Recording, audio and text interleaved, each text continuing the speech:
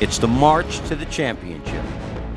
Let's focus on the late game at Lucas Oil Stadium in Indianapolis. Sweet 16 action, and this is big boy basketball. Michigan State against Duke. Izzo, Krzyzewski, guys that have been there, done that. Duke opened 1.5. Rick, it's up to 2. They're betting the over a little bit from 133 up to 134. Let's just start with the Linemakers power rating. Yeah, the power rating says Duke should be 3.5. And Brian, you and I discussed the other day in a preview that we kind of were favoring the unders in these games in the big stadiums, and I'm surprised they're betting the over in a couple of them. And interesting, in that cavernous environment, specifically, you would think if there's an adjustment, it might be in the first half. Let's talk about Michigan State. Ricky, listen, they jumped on Valpo. Then they kind of took their foot off the pedal, and it was a push or even a Valpo cover, the way that thing went down at the end of the first game.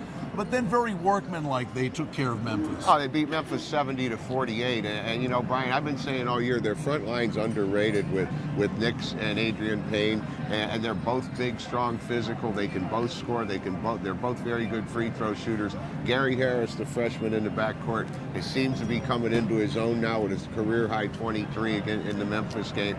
It's hard to argue with the defense they're playing, too. And Duke clearly capable of a big run, maybe all the way to cut down the nets, but it was paramount that they get Kelly back in the lineup, and he has made a difference. He has made a difference, Brian. 36 in the first game back against Miami. However, in his last 5 games, in the last 4 games, he's got a combined 25 points. He had 1 point against Creighton, 0 for 5 from the floor. I think the keys for Duke in this game are Quinn Cook at the point and freshman Rashid Suleiman, who had a huge game in the Creighton game. I think those are the keys because Plumlee and Kelly and Curry are going to get theirs.